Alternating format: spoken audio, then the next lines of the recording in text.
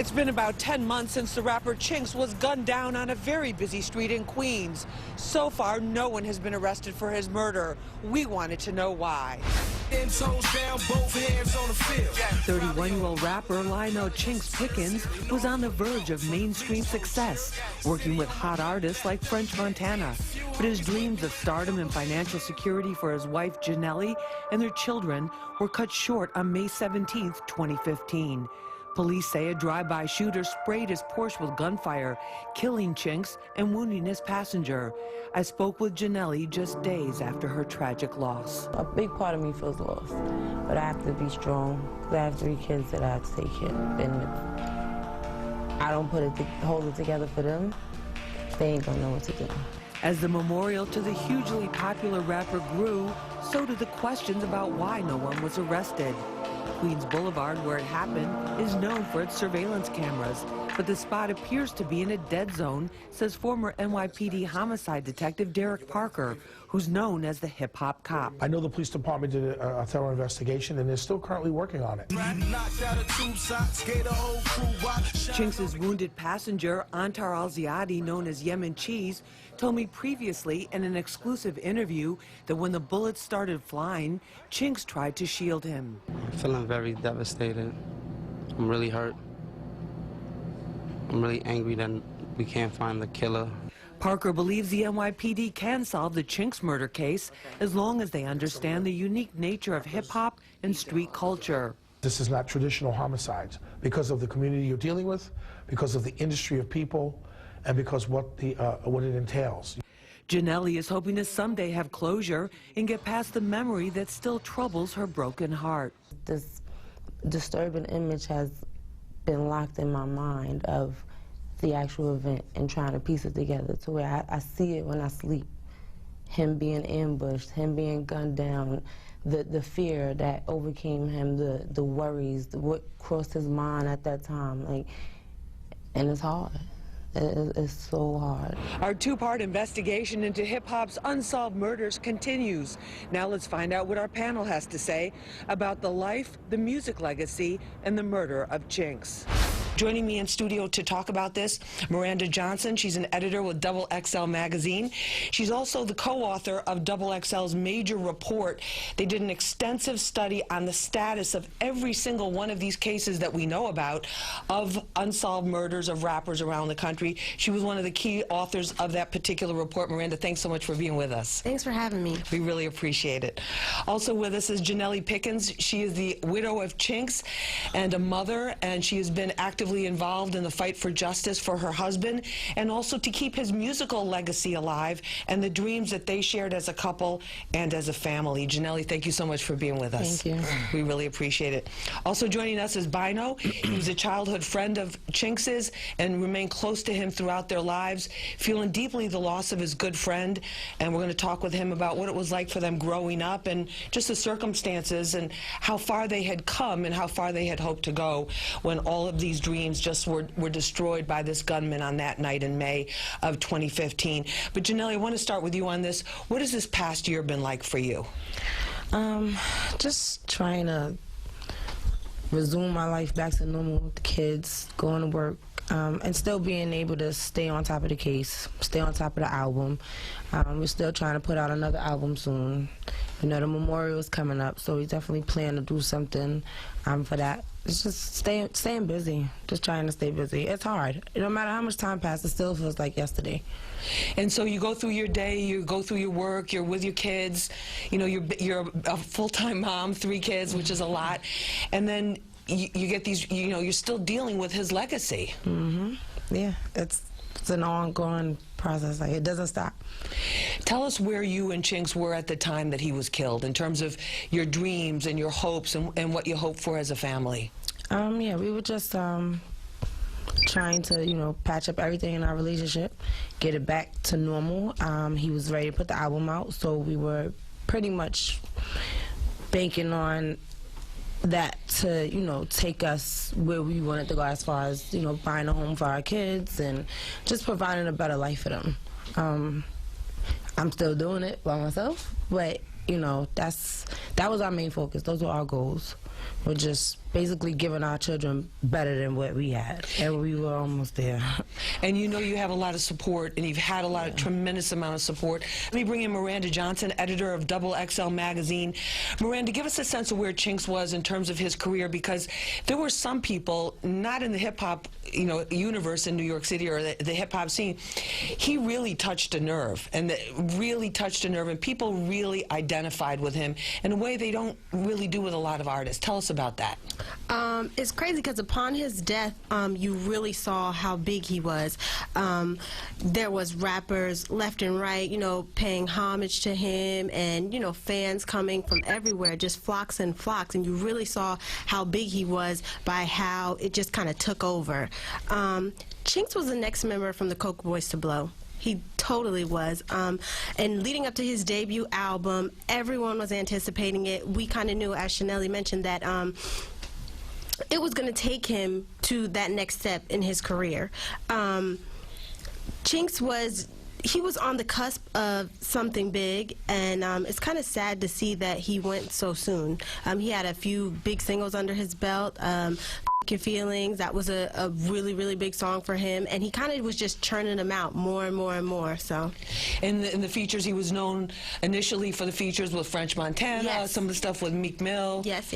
And then people were just in New York. I think there was also a sense, Bynoe, that a lot of people have, like, okay, he's going to be that New York artist, that big New York artist that everybody's going to respect around the country, that New York was really feeling. Yeah, definitely. He was a special kind, you feel me? I worked closely with him since we was younger, like 14, 15 years old, you feel me? But he started rapping actually before me, so he always had it in him. He always had style, charisma, know me? Everybody loved him, so you could feel the energy. Plus, he was signed to an indie, but he had big artist looks, you feel me? So it was like it was gonna work both ways for him, you feel me? So he was definitely the next up to do it for New York, do it for the country, period.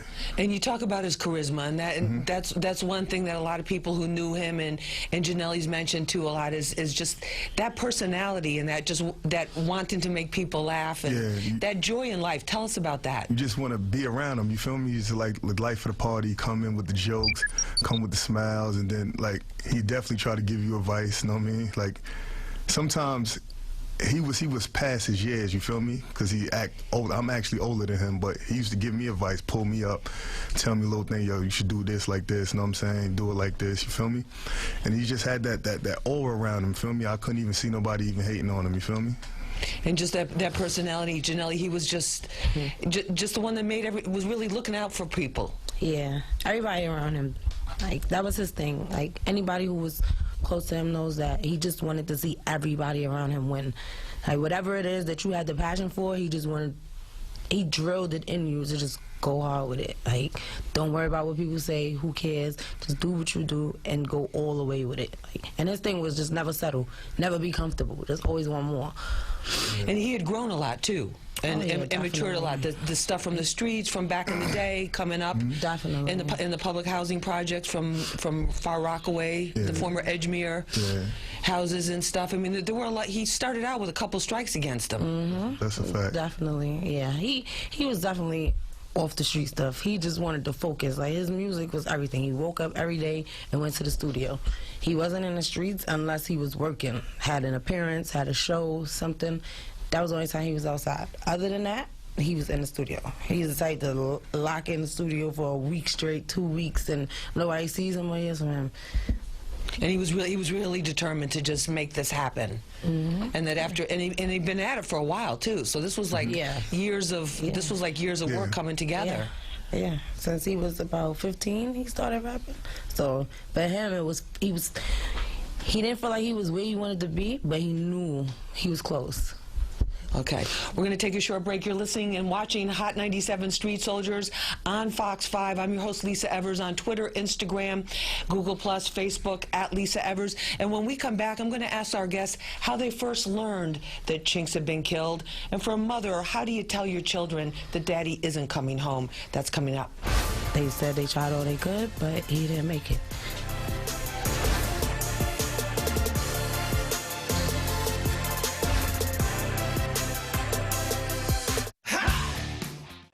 Janelli, I know it's tough to ask you this, but how did you find out what happened that night? I actually been calling his phone about 4:30, and I didn't get a response from him. Actually, I then got a call from his manager, probably about like 5. The detectives had got his number, I guess, from social media, because it was posted on his Instagram and everything. So they reached out to him first looking for me. He calls me, and he's like, you know, have you spoke to Chinx? And I'm like, I'm calling him, but he's not answering. He said, I just got a call from the detectives, and they saying that he was shot, and he's been taken to Jamaica Hospital. And I'm like, stop playing with me. Like, he's like, no, I wish I was playing. He was like, they said it happened on Queens Boulevard. And I called the detectives, and they told me that there was 2 people who were shot on Queens Boulevard in a Porsche, and that they had rushed them to Jamaica Hospital and to come down as soon as possible and to bring somebody with me. Once they told me to bring somebody with me, I knew the news wasn't good.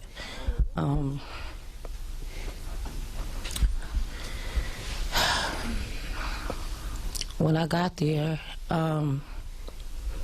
basically as soon as I came in the room, they told me that when they got to the scene, there was a multiple of 15 shots, and he was shot about 5 times directly. They said they tried all they could, but he didn't make it. And the first thing I could think about was just, you know, my kids. Like, they just seen him leave home. Like, what do I go home and tell them? Like, how do I tell his kids that Daddy's not coming home? Like, and then what's so hurtful is that they got the call before I could tell them, because it was already on social media, it was already on the news. So their friends and family members were calling them, so I didn't even get a chance to sit down and speak with them before they were hysterical. So so people are calling your house, they're calling the kids because their friends are calling them saying they already heard about this before you had a chance to even be there. To talk to them. Oh my God. Yeah, I was at the hospital for hours. You know, I had to identify him.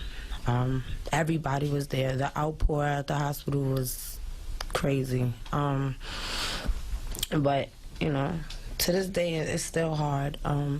You know, my kids, they're kids, so it's like, it's hard to understand what they feel. They don't really know how to express themselves. But I see it, you know, in the posts that they make on social media, the conversations that I have with them. They don't know how to express it much, but I can tell that they're greatly affected by it. Like, it's just something that will never be replaced. You can't replace their father. At all. No, at all. Bynoe, what about you? How did you hear about it? I was in the studio actually mixing some records down, and I fell asleep probably like 3-something in the morning. And Boogie kept calling my phone, so I wake up. I'm like, he calling my phone 5:30 in the morning for? He said, "Yo, I think Chinx got shot." I'm like, "What?" I said, who told you that? He's like, "Yo, I'm telling you, I think Chinx got shot." So I jump up, and I go to the bathroom, then I call Doc. I'm like, "Yo, I gotta go down to the hospital." He said it happened on Queens Boulevard. Then I'm thinking, then he said a highway. I'm like, I don't know what's going on.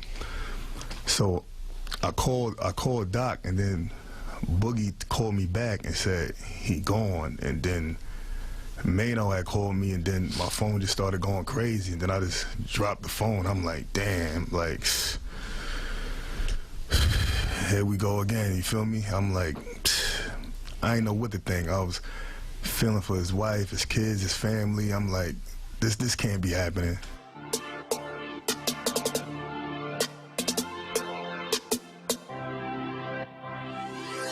I want revenge, and you're gonna help me. You ain't gotta say it. You the boss.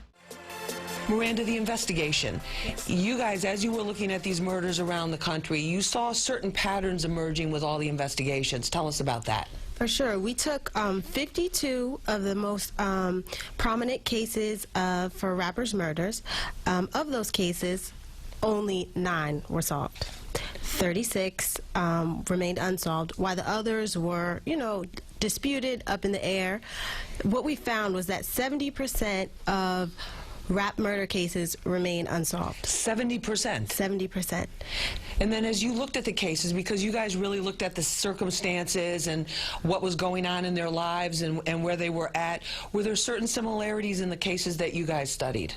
Yes, a lot of the cases, they seemed kind of easy. One, for example, we're approaching the 19th anniversary of the Notorious B.I.G.'s death, and he was murdered outside of a party for the Soul Train Awards in 1997, and there were thousands of people around. Thousands of people. So the fact that they couldn't find any witnesses or, you know, any leads was just baffling. And that's what we saw with a lot of the cases. A lot of them, they were just kind of almost written out. And, you know, they're still not solved today. And it's crazy because there's a 64% clearance rate in U.S. murders.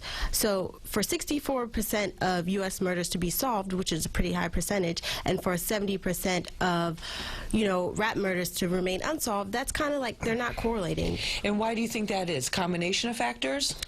Yeah, it's definitely a combination of factors. After a while, it just seems that the cases are at a standstill. And at that point, it seems that they're just kind of not revisited. So that's kind of what we found. In some of the cases that I've looked into, too, and that we've reported on for Fox 5, you have a situation, the older ones, there weren't cameras. In the 1990s, Yes. early 2000s, people didn't have cameras on their, everyone has a camera on their phone now. There weren't cameras, there weren't surveillance cameras on the streets. That's one thing. Then the other thing is the code of the streets, where people don't want to talk. Exactly. Or they're afraid, they do want to talk, and they're afraid of retaliation, or they're afraid of something that's going to happen to them, or they don't necessarily want their business looked into like that, you know? Mm-hmm. Totally. The code of the streets is a big factor, especially in hip-hop. You know, the no snitching thing, that's a big factor. So that's kind of what halts it a lot of the time, is that the people that are around that can help do not. They don't come forward just because of the codes that they live by and, you know, the rules and regulations of hip-hop.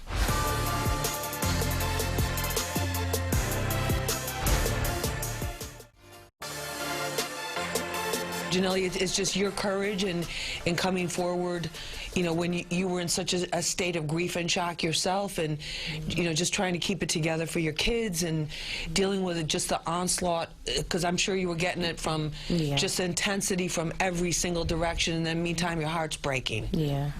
You know, so we all love you, you know that. Yeah, it's the real, you know, fans and supporters that actually give me the strength to do this, because the amount of love I get for and the appreciation that people show for just even trying and for staying focused on the whole situation and his legacy and his music, it keeps me happy, you understand? It makes me want to do it. I want to do things for the fans. I want to do things for the people who truly support him, because they come from everywhere. Yeah. Like, even the littlest events that we have, people are traveling from everywhere. The turnout it's always amazing. You know, they wear clothes with his face on it, his name. People that have never even came into contact with him have, you know, R.I.P. Chinx tatted on them, or they have his logo, the yay, and it's just like, it's incredible how many people, even to little kids that know his babies, that know his, literally like 3-4-year-olds who are like singing along to his music and doing videos, and it's just like, wow. Like, if he can see how many people he actually impacted and touched, he would understand that he was bigger than what he thought he was, because he definitely didn't think. And maybe he's looking down right now at all this, and we really commend you for continuing the fight and, you know, continuing to get the word out and fight for justice. And I hope we'll be all back with a Street Soldiers episode when there is a good arrest in this case. We'll bring in the detectives or whoever helps solve the case and get it done and really talk about it, and how the community, maybe this can also be the start of when the hip-hop community and the law enforcement community and everybody can get justice and make this just safer and make it all about the music and not about the murders. Exactly. You know, wouldn't that be great? But I want to thank all of you for being with us for this episode of Street Soldiers. Miranda Johnson, XXL editor, Janelli Pickens, widow of Chinx, and Chinx childhood friend Bynoe. Remember, use your mind. It's your best weapon. I hope it's your only weapon. I'm Lisa Evers. Let's push for peace.